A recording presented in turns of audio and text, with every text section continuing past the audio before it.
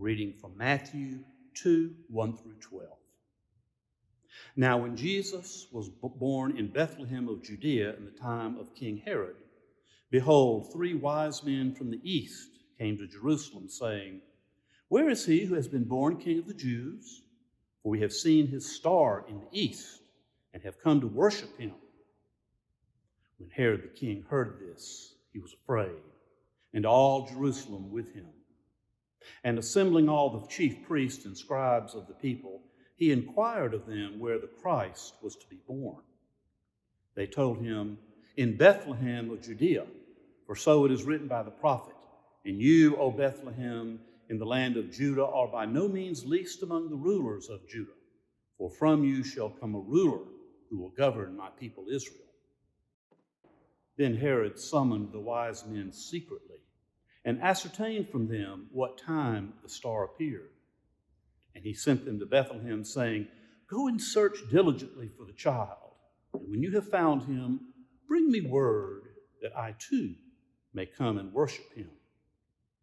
When they had heard the king, they went their way, and lo, the star which they had seen in the east went before them, till it came to rest over the place where the child was.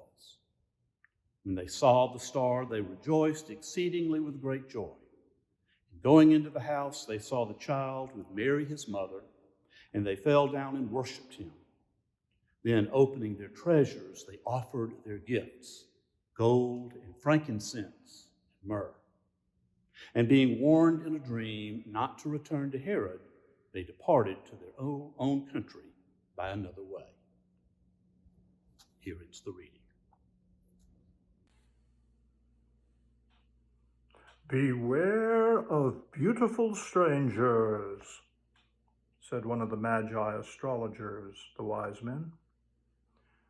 And on Friday, avoid travel by water. The sun is moving into the house of Venus, so affairs of the heart will prosper. We said this to Herod, or something along those lines, and of course it meant next to nothing. To have told him anything of real value, we would have had to spend weeks of study, months, calculating the conjunction of the planets at the precise moment of his birth, and at the births of his parents and their parents back to the 4th generation. But Herod knew nothing of this, and he jumped at the nonsense we threw him like a hungry dog and thanked us for it. A lost man, you see. He believed in nothing, neither Olympian Zeus nor the Holy One of Israel, who cannot be named. So he was ready to jump at anything, and he swallowed our little jingle whole. But it could hardly have been more obvious that jingles were the least of what he wanted from us. Go and find me the child, the king told us. And as he spoke, his fingers trembled so that the emeralds rattled together like teeth. Because I want to come and worship him, he said. When he said that, his hands were still as death. Death. I ask you, does a man need the stars to tell him no king has ever yet bowed down to another king? He took us for children, that sly, lost old fox. And so it was like children that we answered him. Yes, of course, we said, and went our way. His hands fluttered to his throat like moths. Why did we travel so far to be there when it happened? Why was it not enough just to know the secret without having to be there ourselves to behold it? To this, not even the stars had an answer. The stars said simply that he would be born. It was another voice altogether that said to go, a voice as deep within ourselves as the stars are deep within the sky.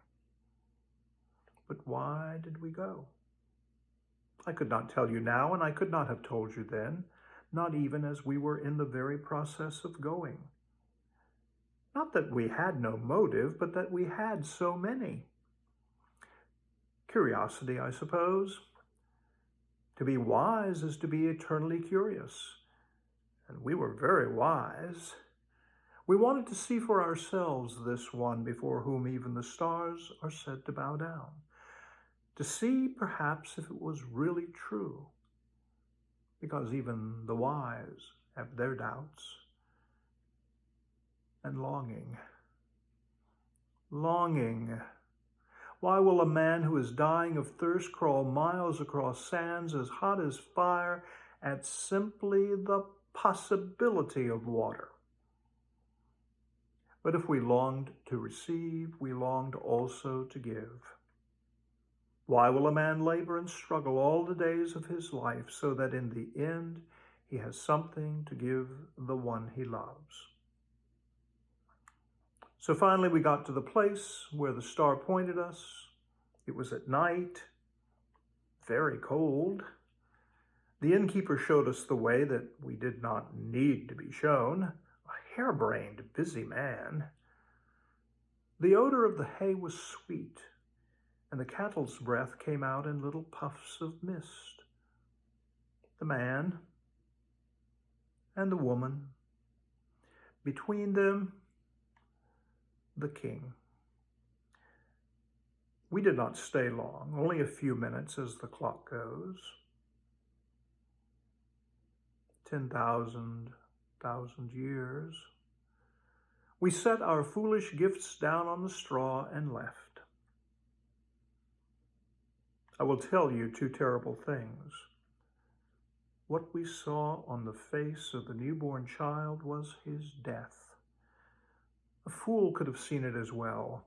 It sat on his head like a crown or a bat, this death that he would die.